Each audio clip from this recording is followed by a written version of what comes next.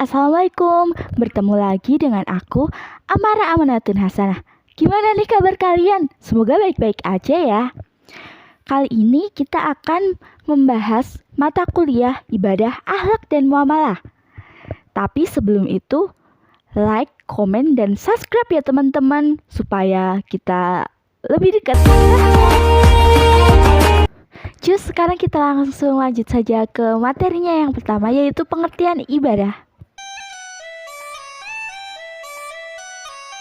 Sebelum itu, kalian tahu nggak sih ibadah itu apa?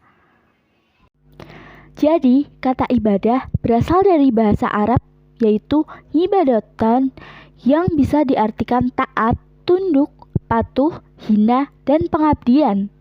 Sedangkan secara istilah, ibadah adalah sebutan yang mencakup seluruh apa yang dicintai dan diridhoi Allah, baik berupa ucapan ataupun perbuatan yang zahir maupun yang batin.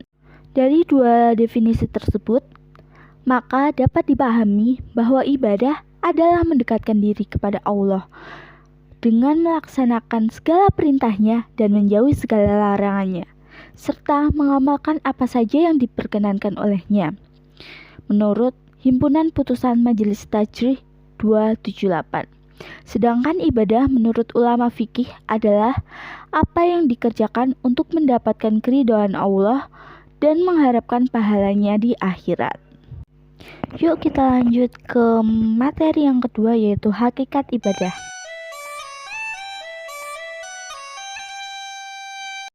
Menurut Sayyid Qutb, ibadah yang menjadi tujuan keberadaan manusia atau yang merupakan tugas utama manusia adalah lebih luas dan komprehensif dari sekedar pelaksanaan simbol-simbol. Selama ini, pemahaman terhadap konsep ibadah selalu dikonotasikan hanya pada wilayah yang sempit. Padahal, hakikat ibadah bukan hanya sekedar menjalankan semua perintahnya dan menjauhi segala larangannya. Dengan demikian, hakikat ibadah tercermin dalam masalah pokok berikut.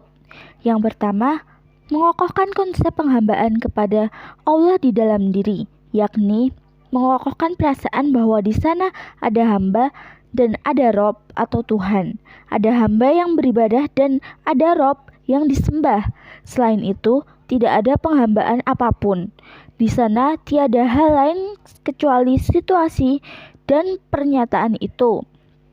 Maka di alam ini hanya ada penyembah dan yang disembah. Kedua, menghadapkan diri kepada Allah dengan seluruh gerak hati, gerak anggota badan, dan gerak kehidupan. Semua itu hanya dihadapkan kepada Allah semata seraya melepaskan segala perasaan lain dan melepaskan segala konsep kecuali konsep penghambaan kepada Allah. Dari sini, Yusuf Qaradawi mengemukakan bahwa ibadah merupakan kewajiban dari apa yang disyariatkan Allah Subhanahu wa Ta'ala, yang disampaikan oleh para rasulnya dalam bentuk perintah dan larangan. Kewajiban itu muncul dari lubuk hati orang yang mencintai Allah. Mari kita lanjut ke materi berikutnya. Materi berikutnya yaitu pembagian ibadah.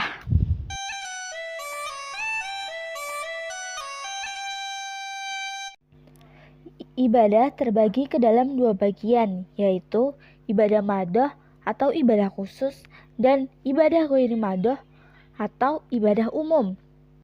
Ibadah madhoh atau ibadah khusus adalah ibadah yang telah ditetapkan Allah akan tingkat, tata cara, dan perincian-perincian lainnya.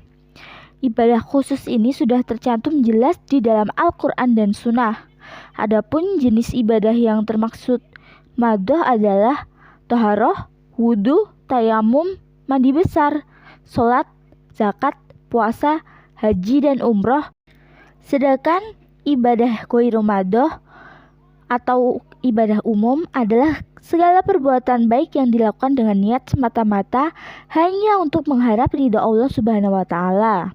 Adapun yang termasuk ibadah ghairu madhoh ini diantaranya adalah berdakwah, melakukan amar ma'ruf dan nahi mukar, mencegah perbuatan buruk, belajar menuntut ilmu, bekerja, tolong-menolong, dan lain sebagainya.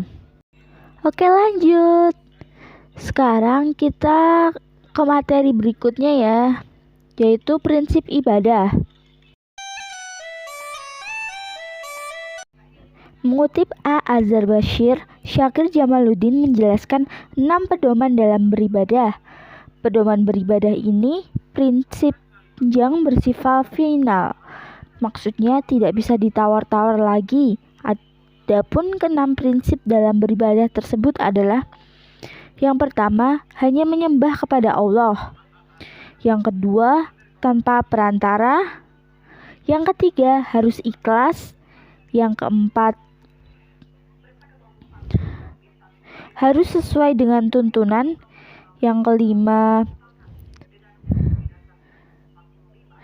seimbang antara unsur jasmani dan rohani. Dan yang terakhir, mudah dan meringankan. Oke, mari kita lanjut ke materi yang terakhir, yaitu fungsi dari ibadah.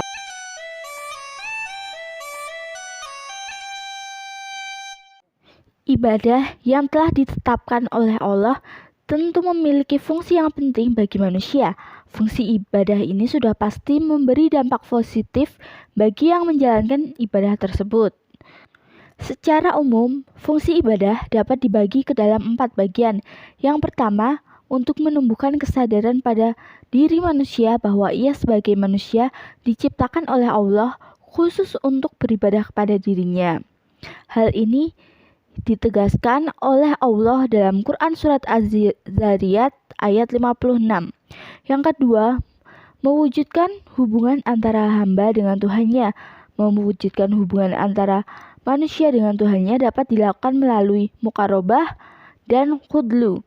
Dengan sikap itu, seseorang muslim tidak akan melupakan kewajibannya untuk beribadah pada pertolongan Allah. Firman Allah dalam Al-Quran Surat Al-Fatihah ayat 5. Yang ketiga, mendidik mental dan menjadikan manusia ingat akan kewajibannya.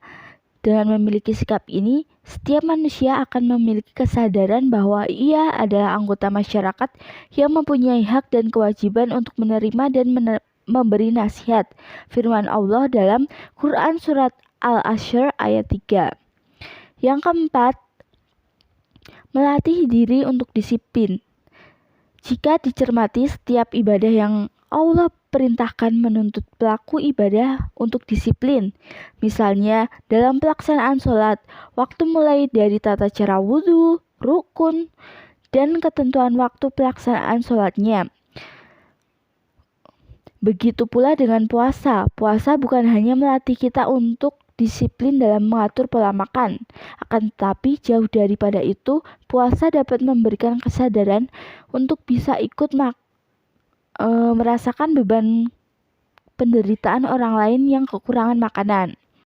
Sekian video dari saya, semoga bermanfaat. Terima kasih sudah menonton. Next di lain waktu, bye-bye.